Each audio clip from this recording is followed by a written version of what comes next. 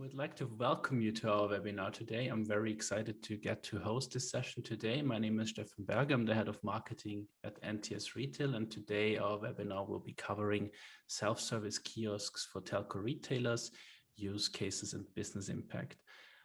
This is a cooperation between NTS Retail and KIOSK Information Systems, our partner here on the hardware side. We're very happy to have the two companies work together for this event.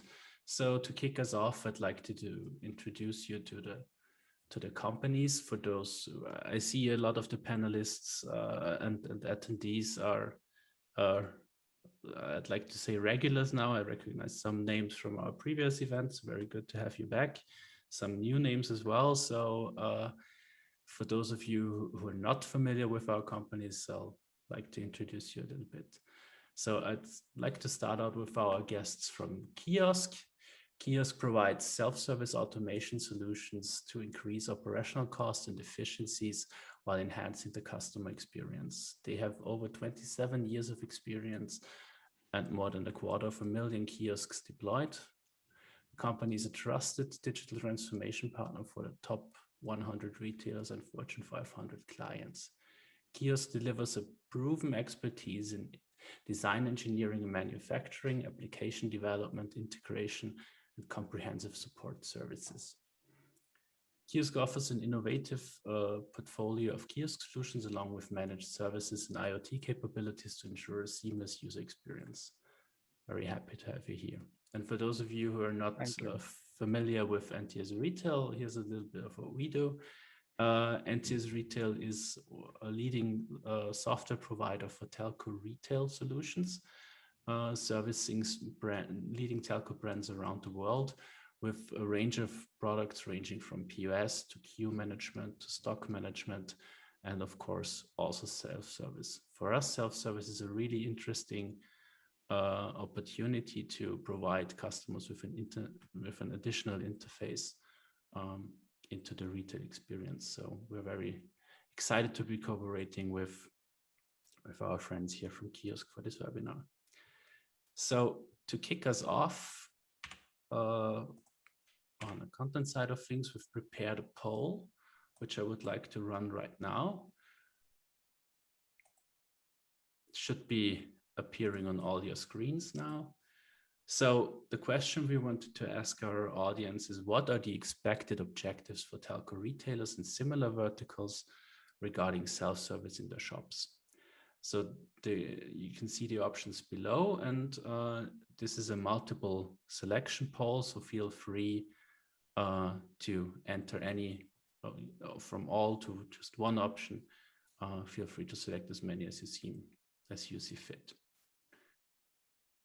Okay, so we'll be having another poll also during this session. So as you go on through the poll and answer the questions, I would like to continue by introducing our panelists, whom I'm very excited to have here today. And let me start with Anne from Kiosk US. Anne Günfer is the Strategic Marketing Director for KIOSK Information Systems based in Colorado and focuses on go-to-market strategies, their partner program, and demand generation. Very happy to have you here today, Anne. Thank you for being here. Thank you for having me. Also from our friends at Kiosk is Erwin Gutic. He is the Business Development Director Europe for Kiosk products based in Germany and focuses on creating and orchestrating of a targeted European-wide ecosystem involving all relevant market participants. So very happy to have you here, Erwin. Thank you very much, Stefan.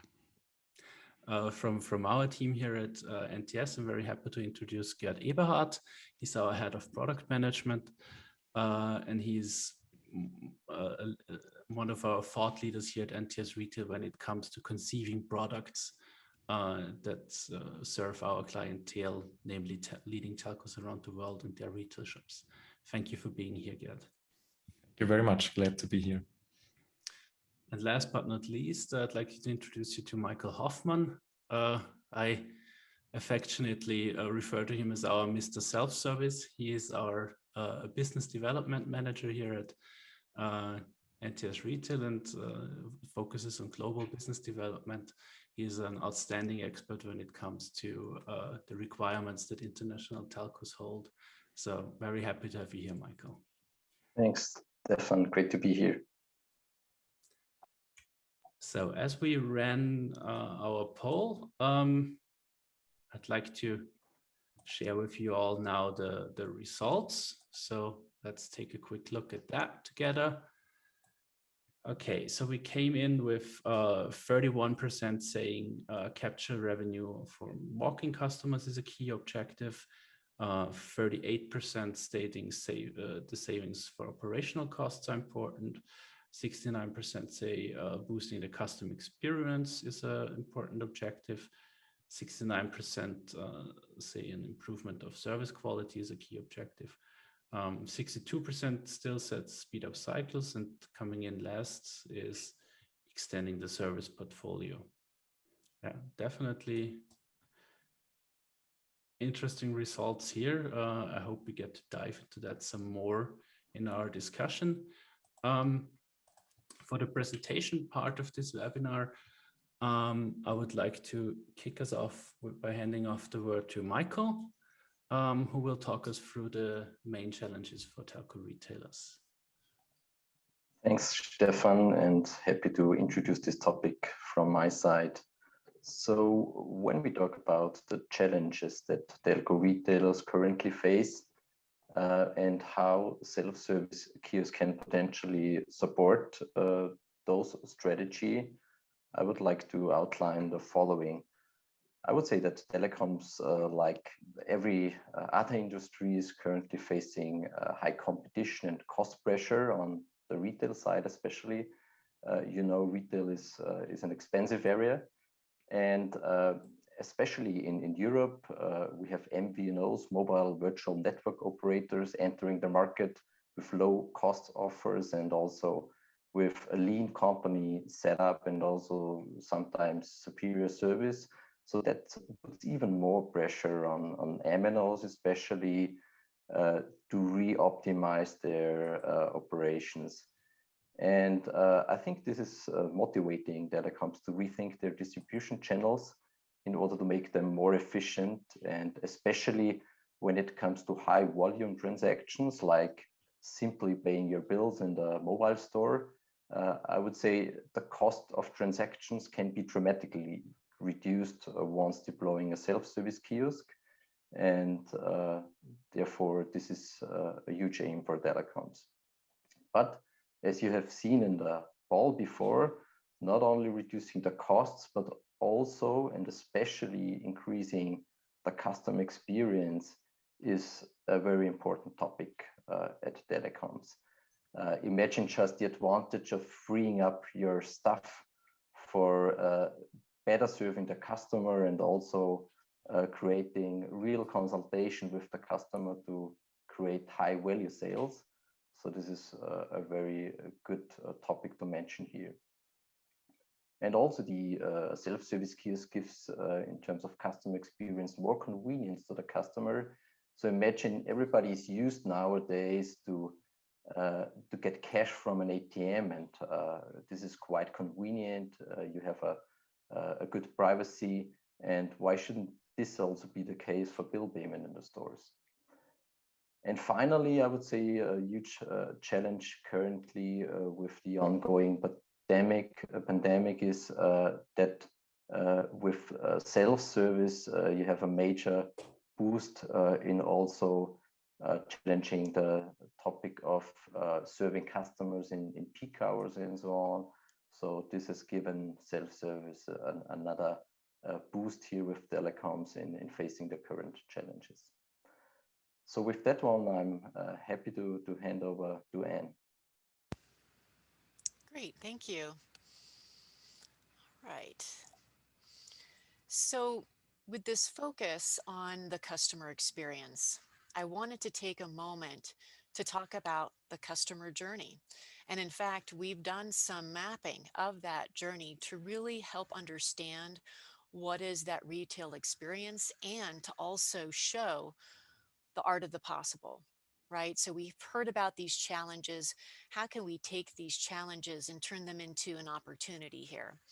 And so what you're seeing here is a retail floor, the real estate, right? And we're going to walk through some scenarios here to see how the different digital touch points can drive more engagement, more personalization, and convenience for that retail telco customer. All right, I'm going to click through here and show you how this works. So first, what you'll see at the front of the store is a digital signage kiosk. And in here, what's happening is that there is a capture of facial detection, not recognition, but detection. And when that happens, there is demographic data that is being read. And through that type of engagement, the kiosk can then show targeted ad content.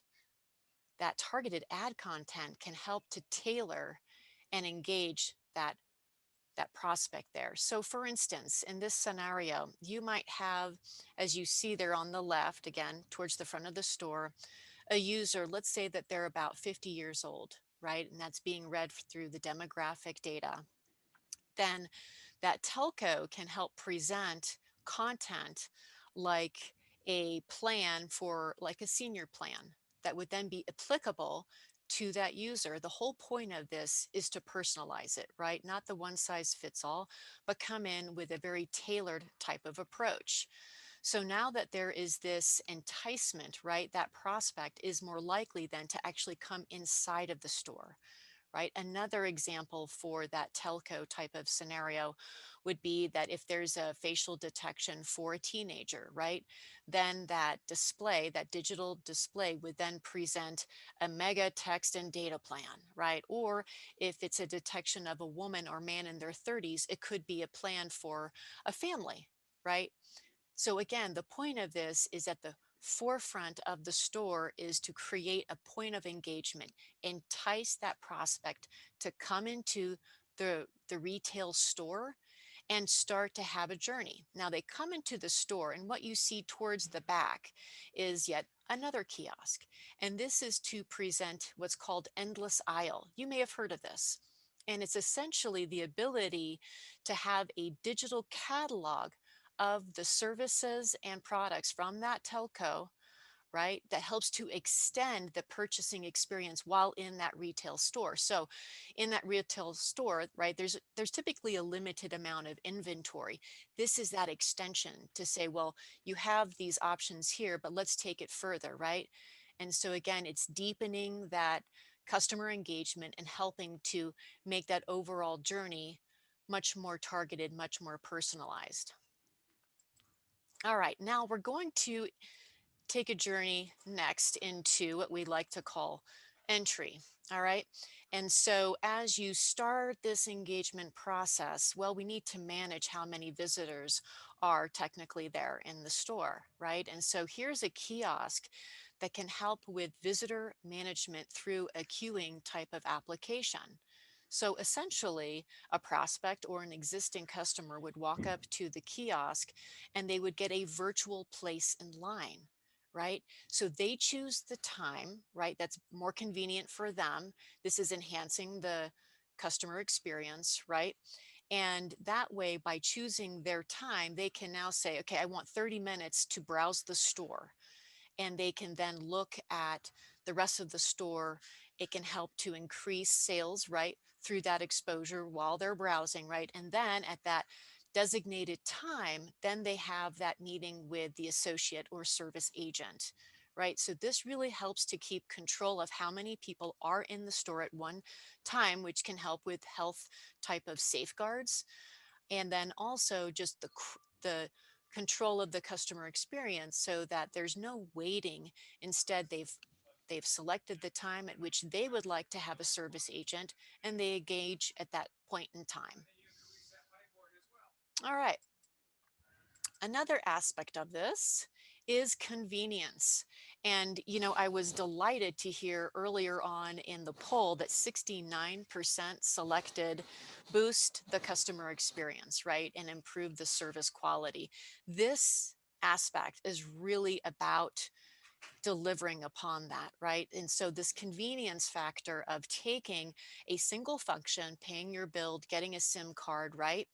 And making it automated, self-serve. There's no waiting in line. It's automated. It's very streamlined, right? And so now there is a time saving, and there's also the ability at that point of transaction to have more personalization, because they would, for instance, that is the user, log into their account, right? Get their information, and that point of service would know them, right? And so this is speeding that whole transaction up and giving back that customer that tailored type of a customer experience that they desire.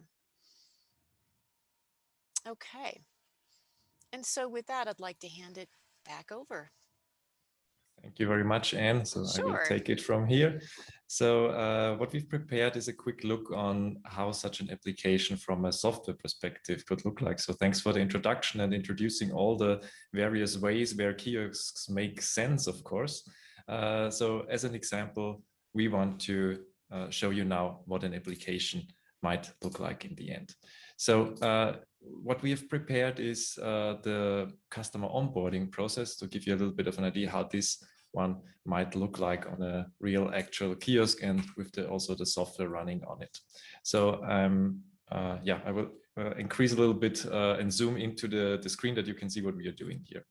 So first, in this use case, on this customer onboarding use case, the customer would select a certain plan he would like to purchase. So the idea of this application that we are showing is really the process where you usually would go to a store and have an interaction with a employee from the store and buy a new SIM card and select a contract. So of course, selection of the contract, easy one, can be easily done, of course, on the kiosk as well.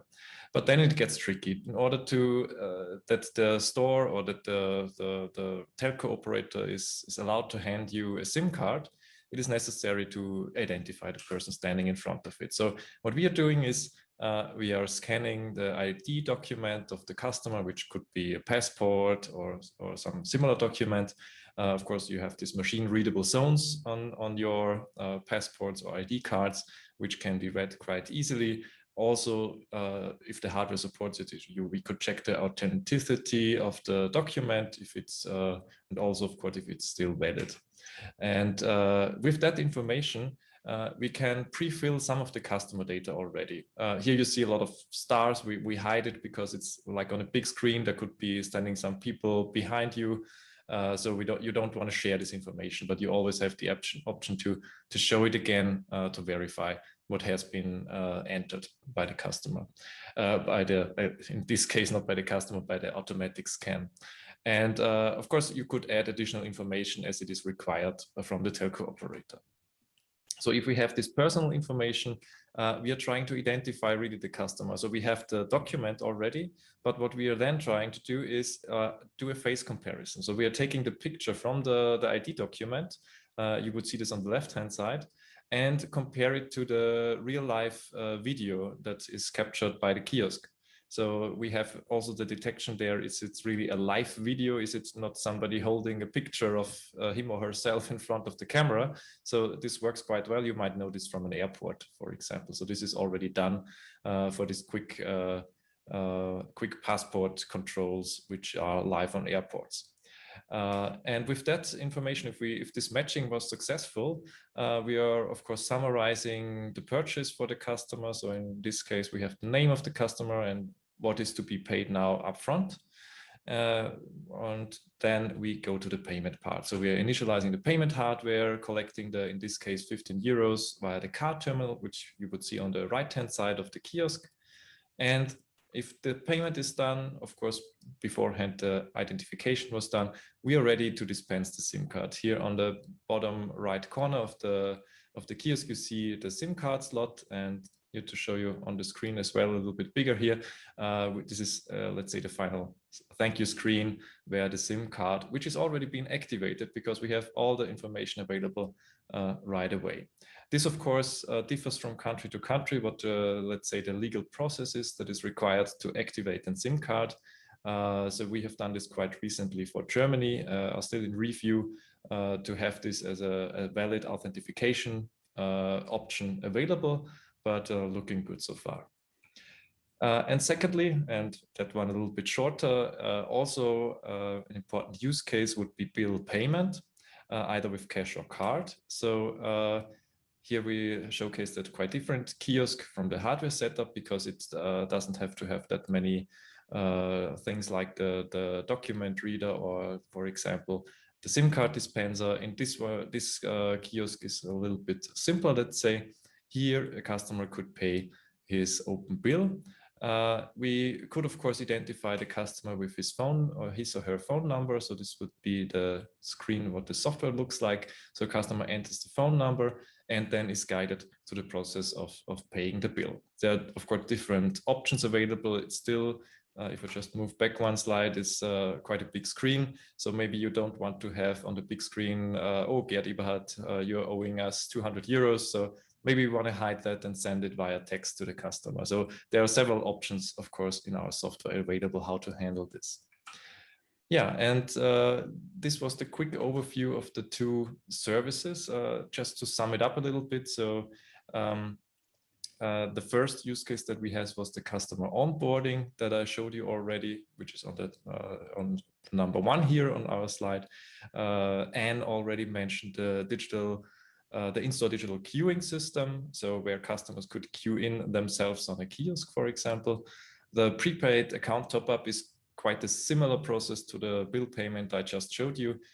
Just imagine you're not balancing your, of course, your account, but in this case, you are balancing a mobile number or adding some cash or some money to that mobile number.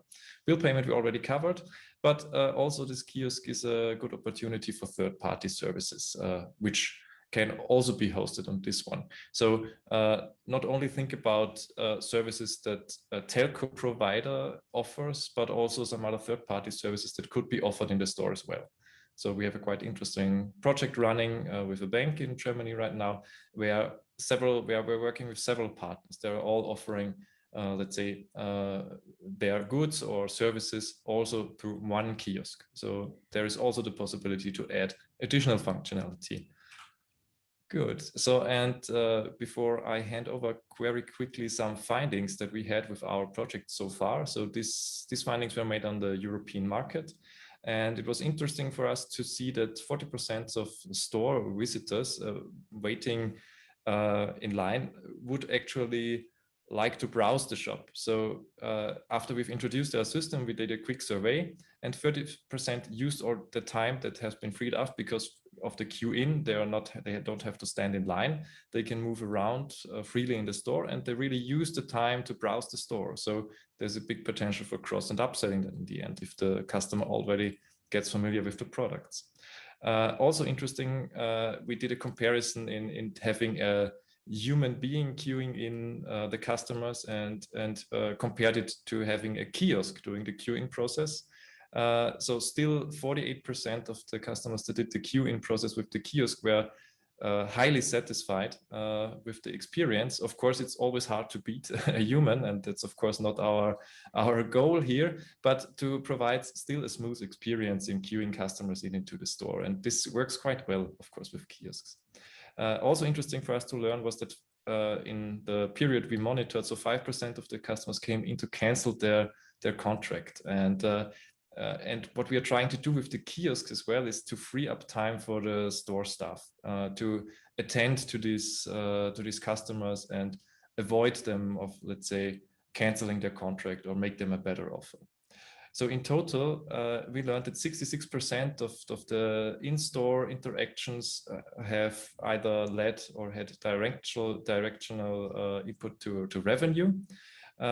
And we think all the other processes we should and could move to the kiosk. So there is a potential of more or less 33% of processes that can be very easily done on a kiosk, like swapping SIM cards, balancing a top-up, bill payment, but even going further, as we showed it before, to contracting. So it's, of course, a several-step process and needs a good analysis. What are the main, let's say, processes done right now in the store, and which processes makes it sense to, let's say, move to the to the kiosk, for example. And with that, I want to hand back to Anne. Great, thank you, Gerd. Okay, automation value. You know, we've been hearing some really important points in terms of not only that journey mapping of how the customer experience can be improved, right, through more engagement, through the management and the convenience, right? Management being visitor management, right? But now also the steps in which they start to engage with that service, engage with that kiosk. And so the value here first, let's take a look at the transaction cost. You know, if we take the number of manual tasks involved with paying a bill, deploying a SIM card, right? Things that can through a process through software, right, be automated, it's rather remarkable in terms of how much cost and time savings can be had. Case in point, in North America, what we're seeing is some of the major telcos, they will sometimes charge a $10 or so transaction fee if people forego the self-service automation, right? That's how valuable it is. So if people opt in and they choose, okay, I'm going to skip the line and I'm going to take care of my transaction, right, through the self-service type of kiosk, right? That is obviously a behavior that we're really trying to drive because, again, the cost implication can be profound if you look at what that means in terms of the manpower to facilitate that and ultimately the customer experience. Right. And then this bridges over nicely into the in-store throughput. So throughput is really looking at what is that traffic flow throughout that store, that facility, right? And being able to ensure that not only folks can come in to have a purchasing experience, right? They get exposure to new services, other types of products, right? And it's tailored to them, right? They have an opportunity to do so in a quick and efficient manner, right? So you have that shopping experience and then you have the transaction experience. Being able to have multiple channels by which that can happen is really key. That helps to increase the value of that real estate and further monetize it, right?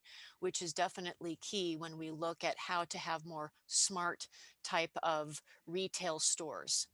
Another piece, and this I think is really core to much of our discussion today, is that customer experience, right? For instance, if I see a line and it's more than 3 people, what we're seeing, for instance, in North America is that those customers will opt to go somewhere else, right? And so if you have 3+ people in a line, that to them means I have to wait. This is inconvenient for me. And if we're really trying to engage and attract not only today's consumer, but tomorrow's, right, where there's this expectation for immediacy, it has to be fast. It has to be convenient.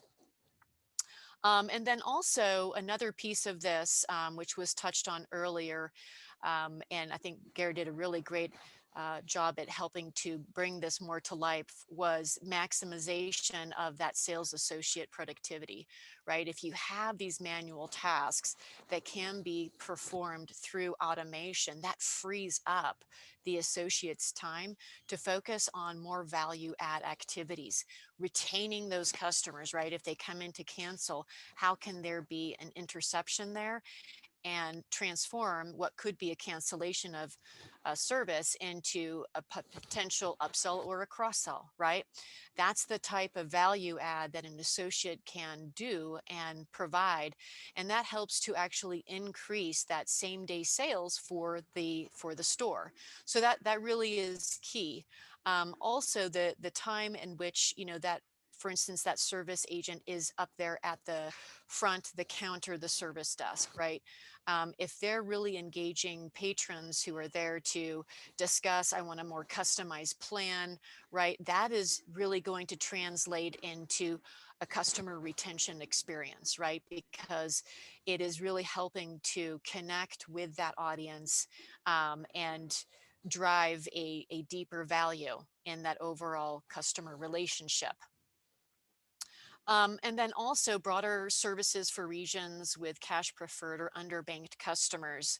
For instance, in North America, there are over 63 million consumers who are underbanked. What that means is that they need access to another form of account services. And we typically call this the Alternative Financial Services, AFS, and it's folks that they prefer to use cash. For instance, they might not have access to a banking account, right?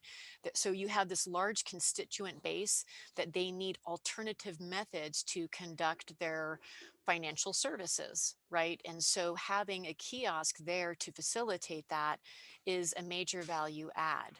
Right. And so this can help then serve not only those folks who prefer to pay with credit cards, which is certainly possible, debit cards, but also those who may want to have access to cash payments. Right. Now you have opened up a channel to invite that base of the customers into the store to take care of their transactions. I'm going to pause here and see if Erwin, you have Yes. anything that you'd like to fold in? Yeah, definitely. Very interesting. So, and it's great to have this perspective from you from North America, and what we are doing over here in Europe, and especially also in Africa and the other continents together with NTS Retail. It completely differs. Yeah, when we, for example, in Germany, mainly get all our contracts we are running directly booked from our accounts, bank accounts we have. We just have to go a bit to the east, or maybe just down south, where it's completely different. Yeah, and where people, also, as you said, are underbanked. Yeah, they prefer to pay all their bills by cash out of any reason. Yeah, and we also have funny or interesting data that still, even in Germany, the telcos still still a huge amount of these invoices, these monthly invoices, are being paid in the store. So it was really interesting for me to learn that. So because in my thinking, I always said, okay, it's completely automated, everything is going through the bank accounts, yeah. But it's completely different. So even in Europe, then going to Africa, yeah, of course, people over there prefer cash. They would like sometimes just to top up, maybe with their last $2, their amount, or in order to make some important calls. So as we say here, it really differs. And yeah, again, I just want to amplify again the aspect sales associates. Yeah, they need their time, yeah, in order to sell the products of the telcos. That's the main focus. Yeah, we want to sell contracts. Yeah, we want to gain new clients. And ideally, we also sell a nice smartphone where we again make money, and this is important for them. And they don't want to spend a lot of time on this administrative stuff for bill paying and things like this. Of course, yeah, when people ran in, as Gerd says, and want to cancel their contracts, then the personal aspect is important in order to change the decision that the customer is going to make. And therefore, people need time, the sales associates. And here again, the benefits of automation, yeah, of kiosk, which could really release and help them in order to focus, yeah, on the main purpose, yeah, to sell contracts and gain more customers, of course. Maybe then we can go to the next slide, which is following. I would like to hand over to Stefan. Then I think the second poll now is on program, right? Yes, thank you, Erwin. So we prepared a second poll. I'm going to launch it right now to the audience. And for this poll, we'd like to ask you, which use cases do you think for self-service kiosks will become most common with telco retailers? And again, you have the option to put in several options. So you can select multiple answers. And the options that we came up with are SIM card issuing, digital queuing, prepaid top-ups, ISP bill payment, third-party utility bill payment, identification-based third-party services, really anything that requires customers to be identified via passport, ticketing and ticket printing, also as a third-party service. So this could be events, public transport, really anything that you can print on a kiosk. Okay, so we'll be having the poll, and Erwin, I'm gonna quickly give you control of the slides, and we'll be diving into field managed services. Perfect. Thank you very much, Stefan. So yeah, I hope we learned a lot about the use cases, the various benefits, the hardware and the software aspects in combination bring to telcos. But also one important aspect we haven't discussed is yet how to ensure that even the best hard and software setups brings you the value, the added value and the target you are actually doing all this projects for. And here we need, or telcos need to have a sustainable concept, so a really sustainable customer service. And we together, so what we do is within Kiosk, we ensure that with our field managed services we offer, and also, we will see in one of the following slides, with a dedicated platform, with a dedicated tool, which helps us or helps the customer to ensure that. Yeah, so field managed services, that's one part, what really important part, which we offer within our end-to-end solutions. Yeah, and we call it or kiosk full service experience. Yeah, in order to make sure that even the best setup still runs. And this is always combined from or consistent of three important parts. So that means the installation is one crucial part of it, so that all these technology, hard and software combination will be installed on within the rollout on various locations, maybe not only within a country, maybe across the entire continent. So we take care of that. Then, of course, the surveillance and the remote support, ensuring by using CANOPY, we will have a look at on one of the next slides. And even though still you have the best tool, a very good remote management platform, ensuring that everything is running smoothly, still there will be on-site issues, on-site situations where some technical guys have to drive out and to fix any issue which will always occur sometime. And this combined, is we offer in a complete solution to our customers, as we see on the slide. So it is also combined within the incident entry, which could be, which is always issued by a customer portal. We give access to all our customers. Then the remote surveillance part, of course, using CANOPY, the software I will show you in the next slides. And of course, as I mentioned, in the end, if most of the parts, of course, over 80 or 85%, we can solve remotely. But as said, there still are cases where somebody needs to drive out, some technical guys, and fix issues. So, and looking now at the platform we offer. So that's one crucial part.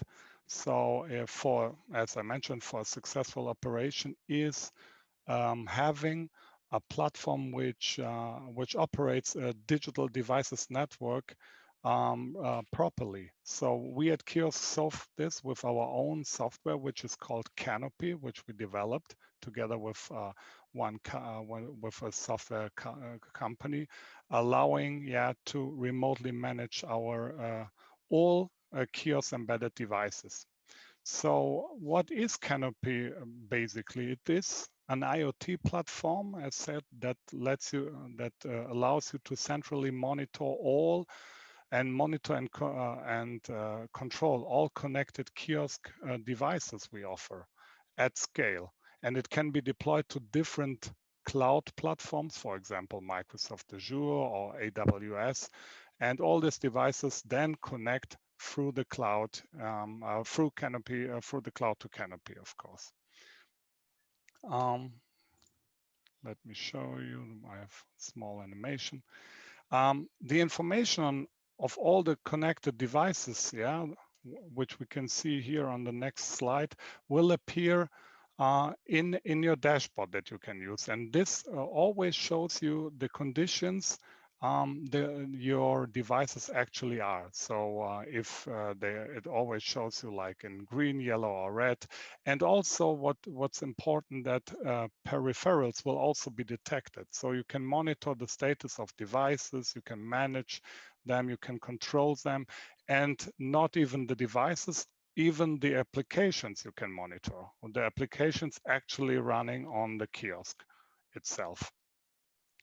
So there are four basic key benefits, of course, you have using CANOPY. Yeah, and one very important thing is the operational dashboard. Yeah, and which provides you a complete overview of all connected devices you have in your network. Yeah, and here you have different views. You can have a single real-time view on all configured devices. You can have key KPIs showing there. You can even check and monitor the performance of all integrated devices. Then, of course, you need always to have an overview of the locations of all devices. And here you have a complete and detailed location and device management module, yeah, which provides you even a lifetime management view. So you exactly know which devices are running since when, how long they are already in usage. So very important. And next very important thing is you can even run IoT campaigns. Yeah, on the kiosks. It allows you to automate certain tasks in your IoT implementation, and this could even be a basic playout scenario for easy to use digital signage applications. So these are processes and campaigns which you can assign within CANOPY. And of course, last, one very important thing is also it offers you a powerful reporting and analytics module, which provides you a complete and customizable visibility of all data and all runtimes and everything you have within your network.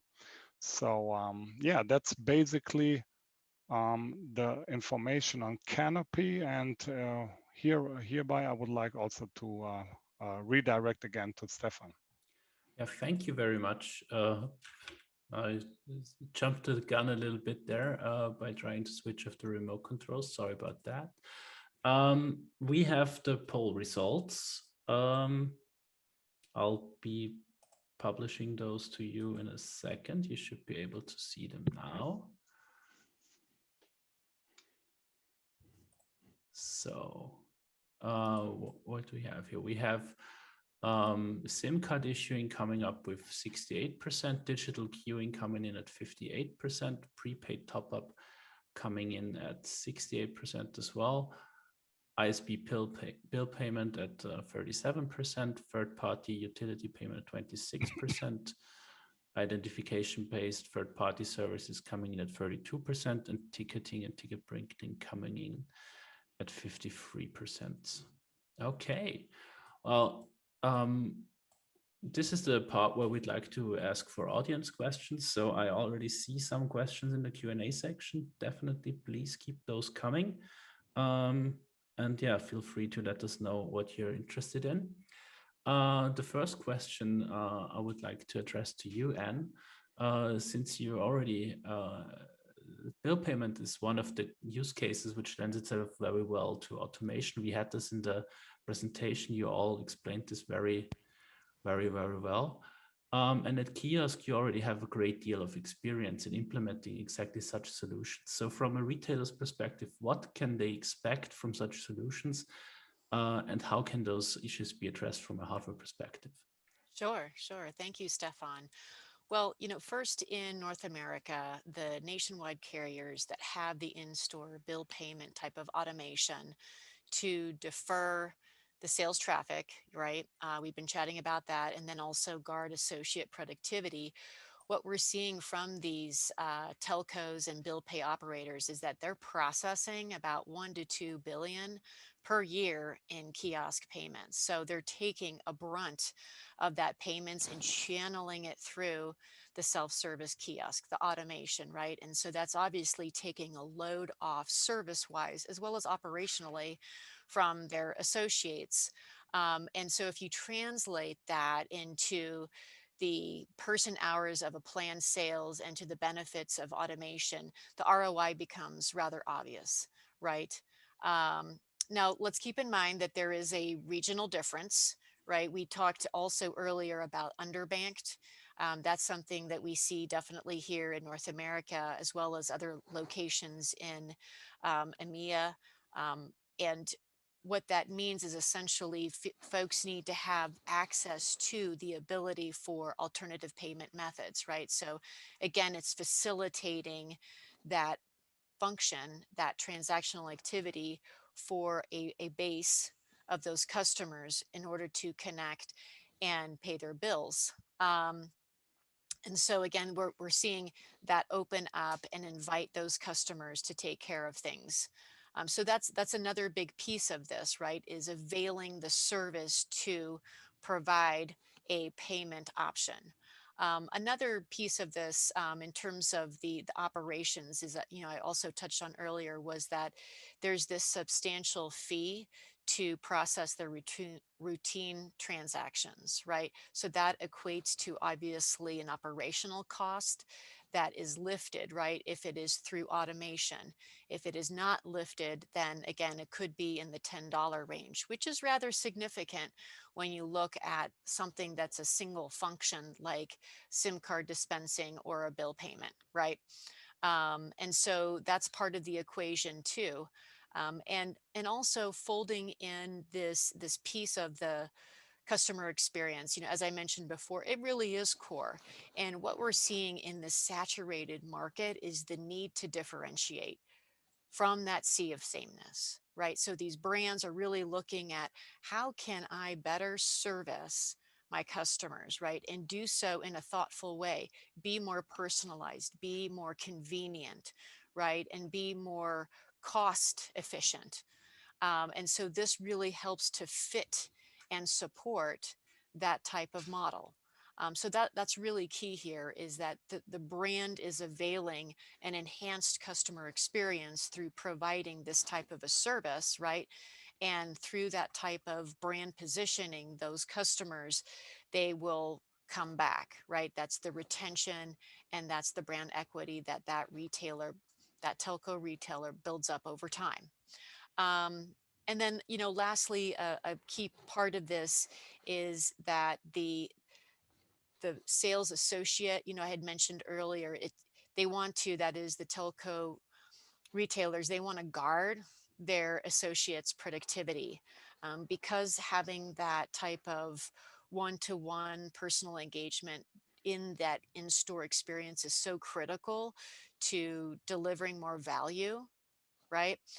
They want to make sure that those repetitive tasks are, again, taken care of through automation and that the associate's time is really going to be focused on sales, right? How to further expand or upgrade that plan if need be, how to retain the customer, right, if they're looking to cancel, and how to ultimately drive that retention over time, right? And this comes back oftentimes in the form of what we call a CSAT score, which is a rating of the customer satisfaction, right?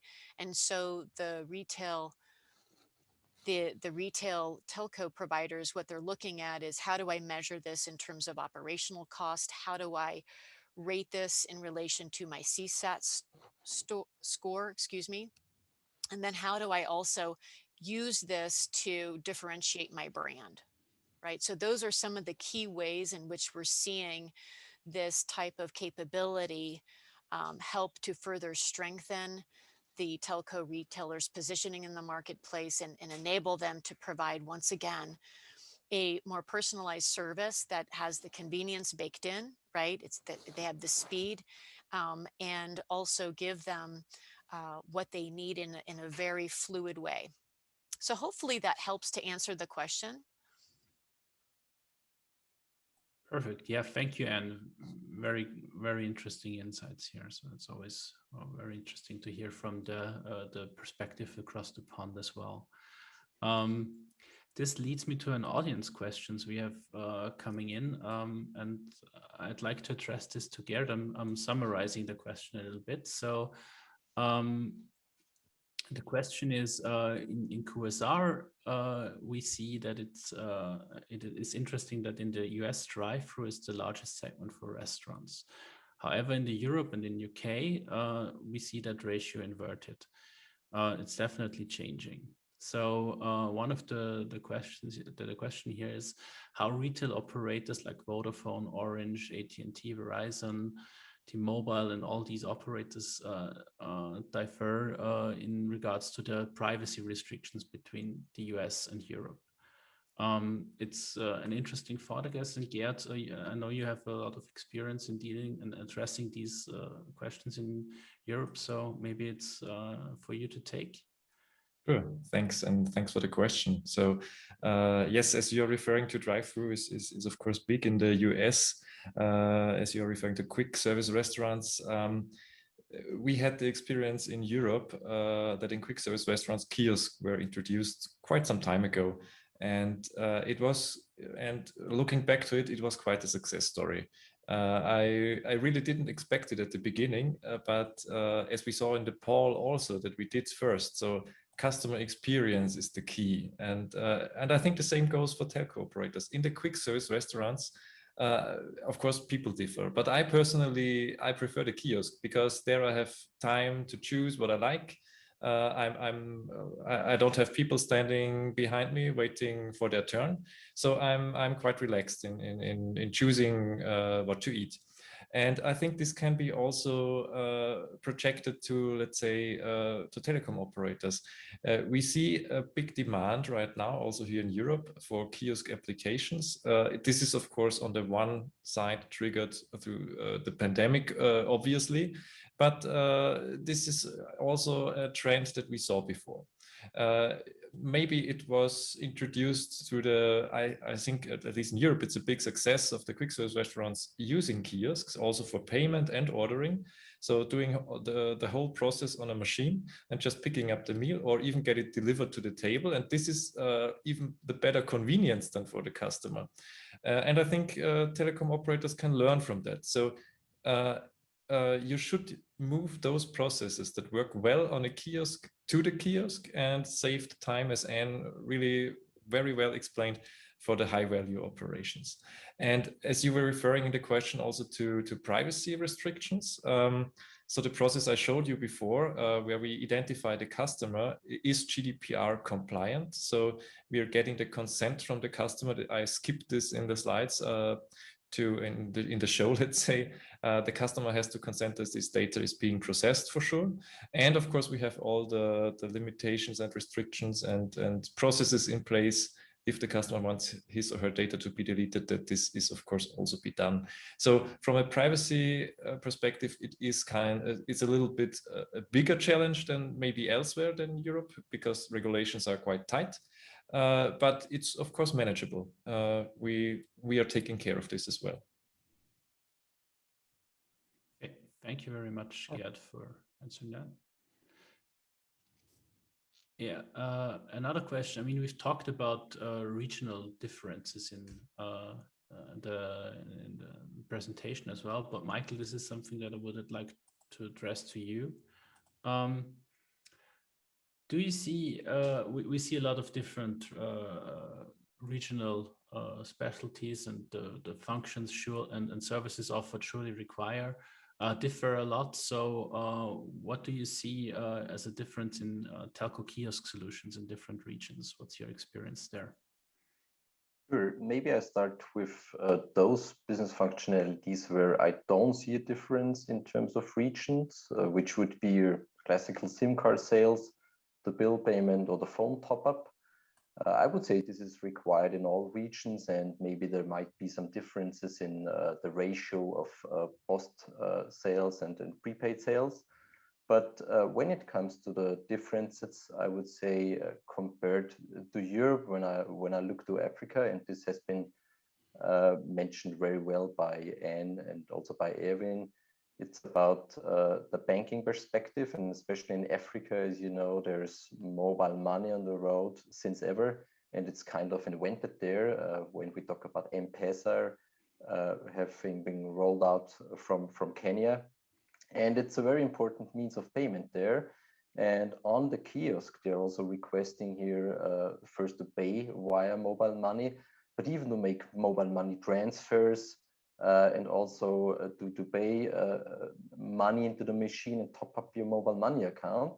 And coming with that, there's also the topic of utility bill payment, especially in Africa and even the Middle East, because with a mobile money account, usually you could also pay the bills for gas, for rental, for the electricities, so to say, all the utilities. And that's definitely a use case requested in Africa. Beside that, I would say a SIM swap, also speaking again from Africa, is something that is highly requested. I've learned once visiting a telecom in Kenya that on Monday there's a huge queue in front of the stores for people wanting to swap their SIMs, just because they have been switching the SIM cards among the family during the weekend. So that was kind of interesting to learn. And this is definitely something to be handled on a kiosk. And coming back a little bit to the payment as well, I would say in Europe, of course, debit and credit card is most sufficient, but looking on the bill payment use case, even it is required here. Wherever in Africa and the Middle East, I would say besides mobile money, cash is still the king, and maybe not only with notes, but I would say also with coins. So that's definitely use cases there. Maybe Anne and Erwin, you want to add something from the US perspective here?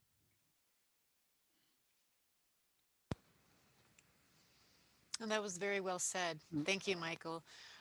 You know, when we look at some of those regional attributes, right, those qualities that really help to enable the transactional activity, elevate that customer experience. Another aspect that we're seeing here is that ease of use is really important.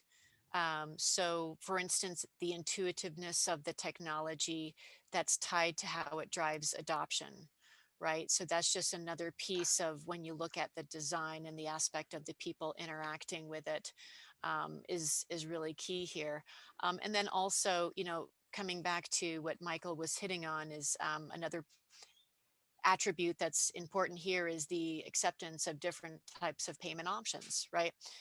We've been talking about the need for cash, and then also credit and debit, right? Having that flexibility so that there is not a limitation during that point of payment, right? Erwin, did you have anything you'd like to add?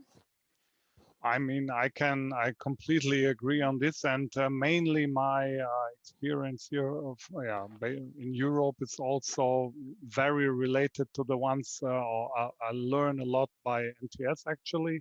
So since they are much closer, of course, to the telcos itself, but also on the other, based on all other verticals, yeah, we completely agree. So in Germany or in Middle Europe, yeah, a lot of transactions actually go by banking. But as I also mentioned earlier, just go a bit down to the east, where a lot of transactions actually go or being handled with cash, and as Michael said, not only with bills, also coins is a topic. And when we talk about this, we have to talk about cash recycling, which is another functionality adding a bit more complexity to the kiosk design which we offer together. And this is one really important aspect we are handling every day, especially when we talk about a global rollout or different countries, regions, different currencies. So our machines are able or capable to accept up to 100 different currencies globally, so in bills and coins. So this is a huge, enormous process behind it, of course. That's a great point. And along that line, I would actually add that the reliability and the quality of the hardware is also key, right? So these are machines that take a pretty heavy amount of volume. Exactly. Right. And so the integrity of the hardware is going to be tied to how it performs in the field, right? And that needs to be optimized to ensure that people can complete their transactions, especially when it comes to a purchase or dispense of a SIM card, a bill payment, right? So that would be one more that I would like to add, is the reliability and the quality. Exactly. That goes a long way. And then, since we talk about cash again, coming back to my point, the services behind it, so when we talk about coin and cash recycling, the service processes, of course, need to be sustainable, to be clearly defined, and detailed. So here again, field managed services we offer are a crucial aspect and part of every project again. Great. Thank you for these really important insights from the hardware perspective as well. I think we got a very holistic picture in this webinar.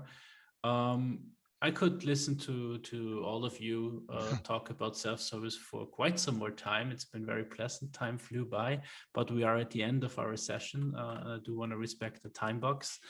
So thank you everyone in attendance. I see we kept our attendance high for all this. So thank you all for sticking with us and being an active part of this.